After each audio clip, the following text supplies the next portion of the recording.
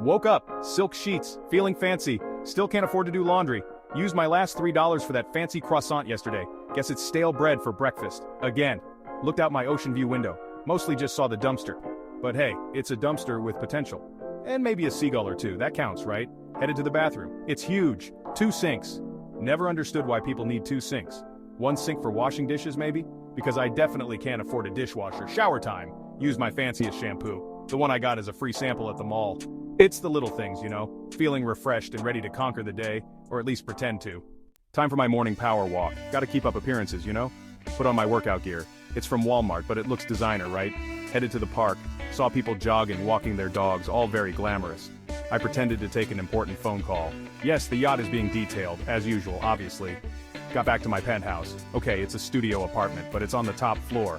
That counts for something, right? Time for a gourmet lunch. Open the fridge. Ramen noodles it is. Again. After lunch, it's time for my favorite activity, curating my online persona. The key to faking wealth? Confidence. And good lighting. And maybe a few well-placed filters. Took a selfie with my designer handbag. It's actually from my grandma. But vintage is cool, right? Posted it with the caption, living my best life, #blessed, #luxury lifestyle. Next, a photo of my private jet. Actually, it's just the inside of a really nice car. At the dealership, where I was window shopping. But details. Section 4, haute couture on a discount store budget. Speaking of shopping, a girl's gotta look the part, right? Even if her bank account is begging her to stop. Time for a little retail therapy. At the thrift store. Found a fabulous vintage dress. It was probably from the 80s, but who's counting? Paired it with some killer heels. Found them in the dumpster behind my building. One woman's trash. Feeling fabulous. Time to hit the town, or at least the local coffee shop.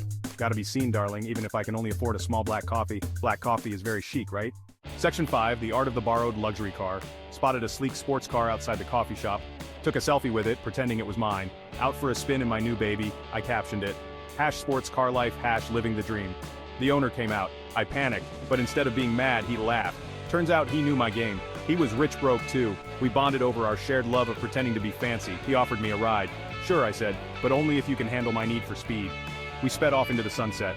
Okay, it was more like a slow crawl through rush hour traffic, but still. Section 6, rich in laughter, broke in bank account. So maybe I'm not rolling in dough. Maybe my life is more faux rich than crazy rich. But you know what? I'm happy. I've got style, I've got humor, and I've got a whole lot of ramen noodles. Life is too short to be boring. And besides, who needs $1 million when you've got $1 million imagination?